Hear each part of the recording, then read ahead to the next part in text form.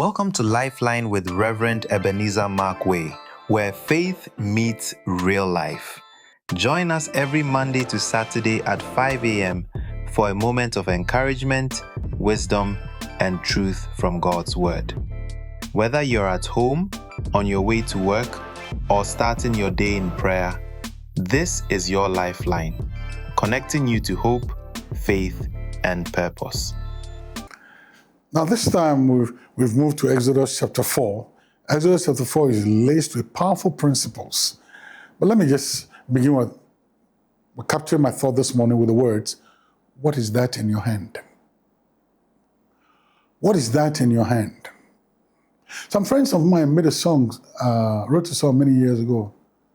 And when they were singing that song, I was like, wow, what is that in your hand? Now Moses has reached a place where he has met divinity. Moses has reached a place where he has heard the voice of God. Moses has reached a place where purpose has been placed out before him, or purpose has been spelled out quite clearly to him.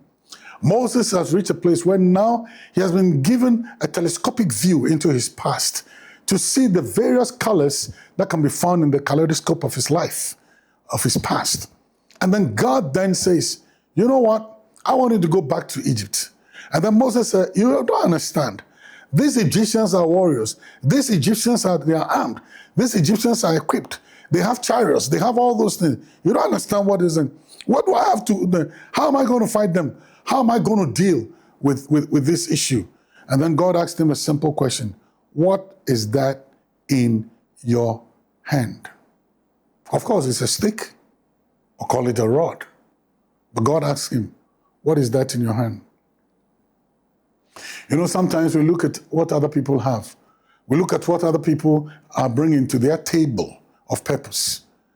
And then we seem to forget, hey, David was going to fight Goliath, and Saul gave him his armor and told him, David, wear my armor. Walk like me, talk like me, behave like me. When you fight, because you wear my armor, the victory is mine. My armor is good luck. It's a good luck charm. You know, good luck charm. So you wear it. And then David said, I have not tried it. I'm not going to use it. What does David have in his hand? A stone and a sling.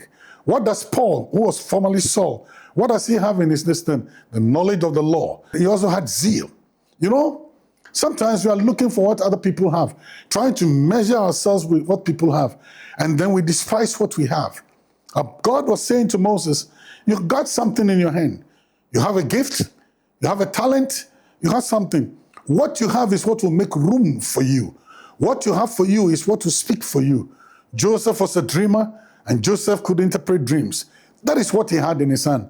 That is what set him above others. That is what placed him in the position of power and prominence. That is what made him walk in corridors of power. That is what made him. It was David's stone and sling that brought the victory. Moses, what do you have in your hand? Isn't it about time that you look at what God has given you, the talent you were born with, the gift he has given you, and the grace that he has bestowed to take your talent and your gift beyond your four walls?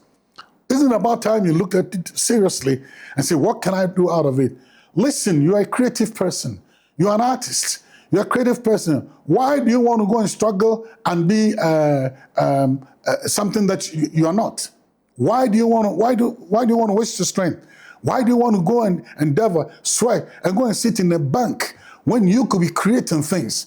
You're intelligent. You're computer literate. You are AI intelligent. And so, what are you doing? What do you have in your hands? Stop looking at other people. God was specific. In your hands. What have I given you as a talent? What have I given you as a gift? What have I given you as a grace? That was what God was saying. What do you have in your hands? Stop looking elsewhere. Look into what you have. Your ability, your mental technology that you have, or the mental faculties that you have that is able to break down issues. Your arguable nature, that you can argue, argumentative nature, that you can argue. You can hold your fort against any other person. Your philosophical power, your writing skills, your intelligence, your engineering skills, your ability to put things together, your creative abilities. What do you have in your hand? By God, what do you have in your hands? That was the question he asked Moses. And I'm asking the same question. What do you have in your hands? Stop looking too far away. Peter, what do you have? I got a boat. What else? I got a net. Use it to draw in the great drought of fish. David, what do you have? I have a stone and sling. Use it.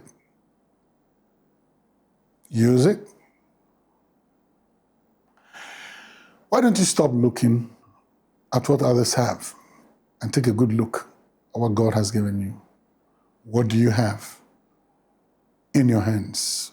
Well, the choices are yours. See you later. This is your Lifeline, connecting you to hope, faith, and purpose.